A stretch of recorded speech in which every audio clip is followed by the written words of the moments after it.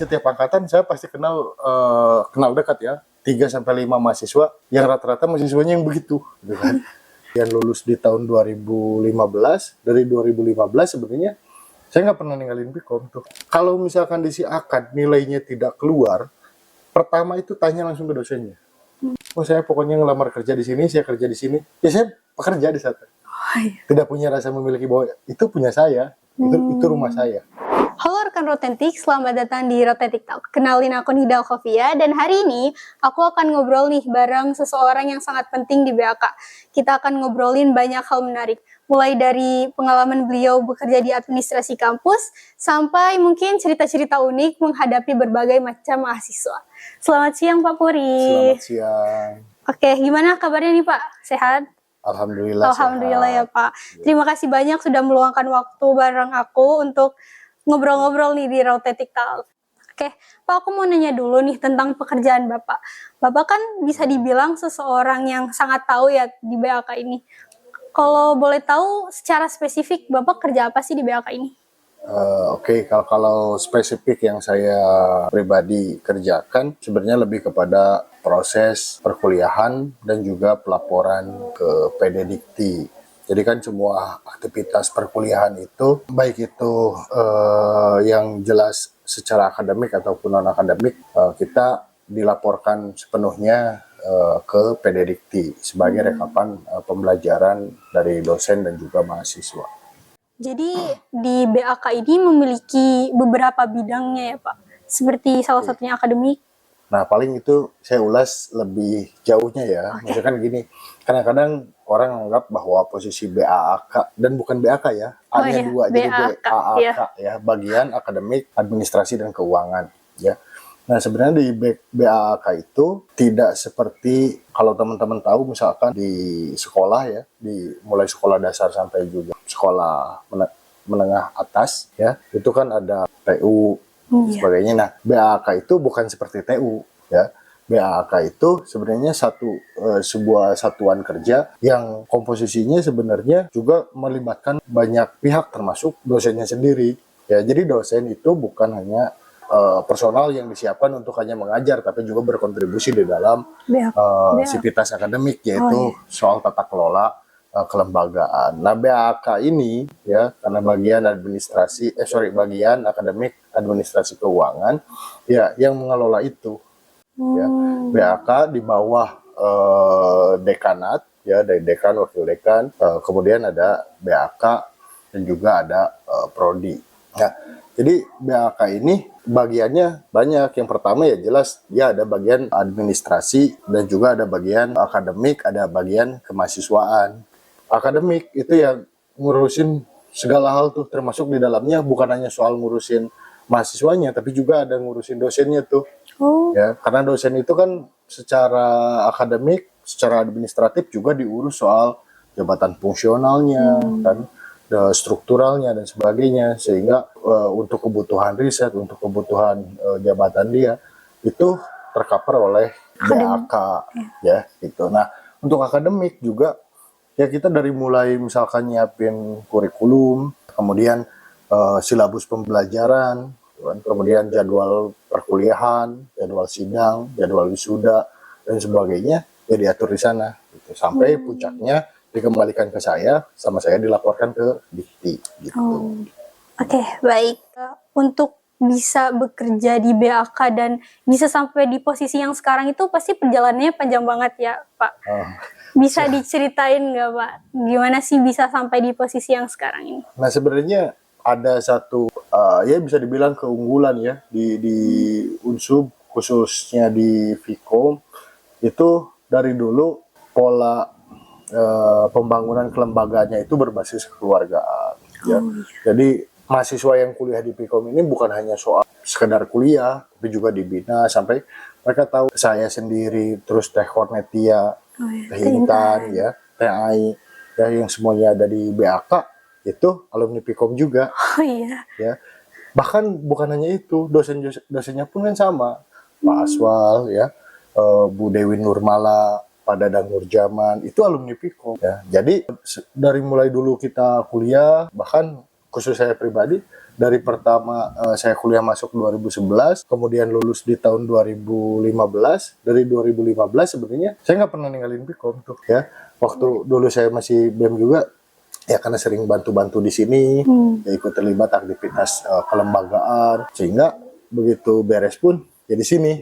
Gitu. Jadi ya bisa dibilang karena aspek kekeluargaan Vkom ya Pak? Ya, dan lebih ngedepanin gini, dimanapun ya, kalau teman-teman misalkan nyari informasi misalkan di kampus-kampus besar, ITB, UNPAD, dan sebagainya, semuanya kampus besar itu rata-rata, mereka besar bukan sama orang lain, besar sama alumninya.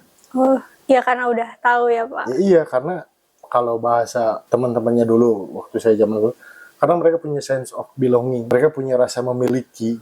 Beda hal dengan orang yang misalkan cuma numpang, oh saya pokoknya ngelamar kerja di sini, saya kerja di sini, ya saya pekerja di sana. Tidak punya rasa memiliki bahwa itu punya saya, itu rumah saya. Dari dulu sampai sekarang selama menjabat di BAK, ada nggak tantangan terbesar untuk Bapak? Dan biasanya apa sih yang Bapak lakukan untuk menghadapi tantangan itu? Oh, kalau saya pribadi, ya terus terang banyak sekali. Karena begini ya, karena kan kita hidup atau berjalan di sana ada beberapa hal yang bisa berubah secara sistem ataupun secara pendekatan politik. Nah, misalkan di urusan pelaporan kemahasiswaan saja, itu kan kita mengalami beberapa banyak perubahan tuh. Dari dulu kita tadinya pakai aplikasinya, terus ganti ke feeder update lagi jadi neo feeder. Itu secara isian sebenarnya nggak jauh berbeda, tapi teknis juga lumayan ribet tuh. Jadi tantangan tersendiri, misal dulu ketika kita meluluskan mahasiswa, yang penting komponennya jelas gitu ya. Misalkan dia nilai selesai, jumlah SKS-nya selesai, ya, secara pembayaran selesai, yaitu bisa langsung diikutkan sidang kemudian lulus. Nah, kalau sekarang nggak gitu, semua selesai dulu, dilaporkan dulu, karena PIN ijazahnya dikeluarkan oleh Dikti, bukan oleh kampus masing-masing, gitu. Jadi itu kan jadi sebuah tantangan tuh. Tantangannya bukan hanya soal pelaporannya saja, tapi soal dibalikan lagi kepada kurikulum, juga dibalikan lagi kepada proses perkuliahan yang berlangsung. Selama bekerja di BAK pasti mengurus banyak mahasiswa ya Pak.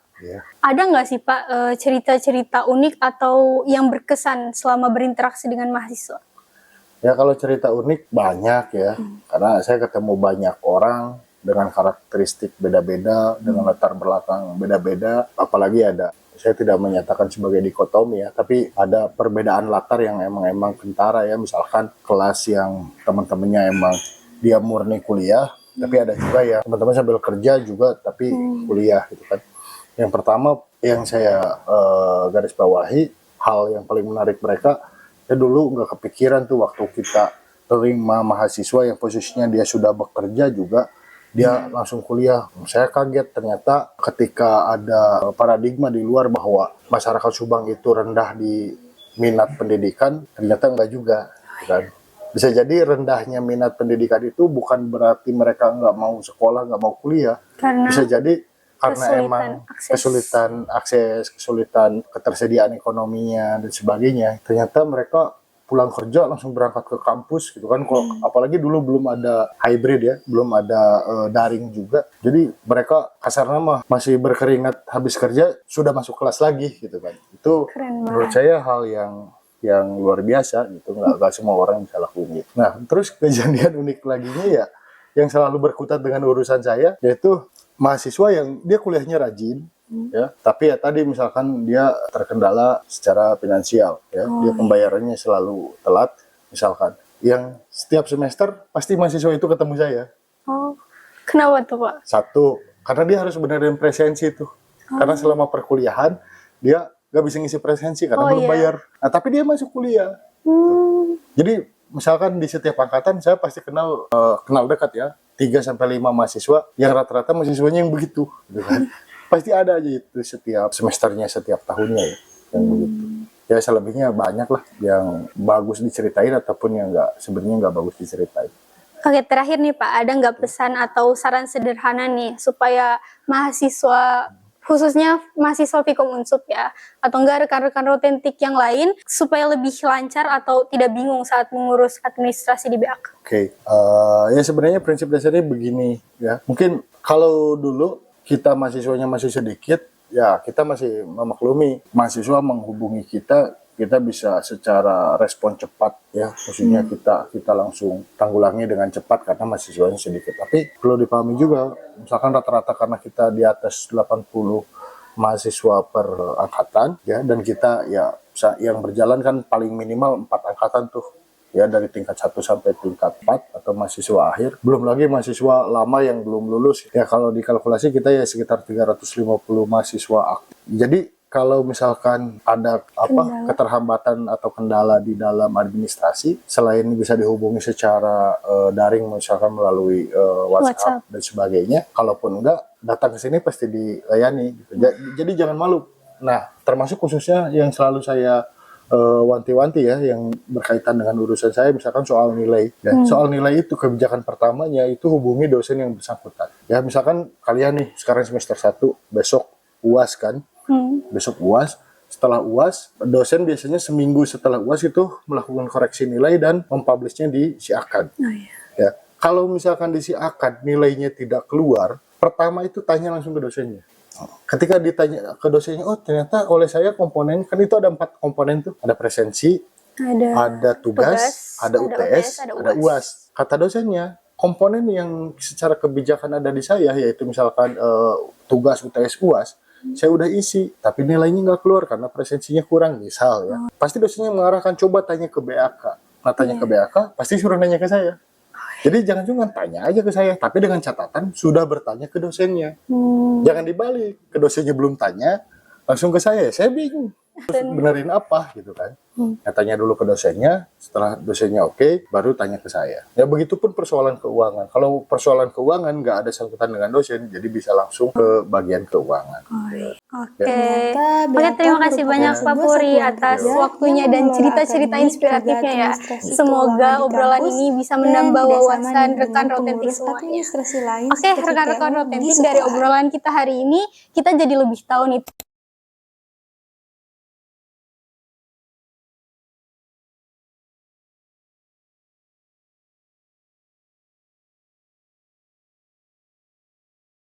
Baik, saya Nida Alkofia pamit undur diri. Jangan lupa untuk terus ikuti Rotetik Talk karena akan ada banyak cerita menarik lainnya. Sampai jumpa.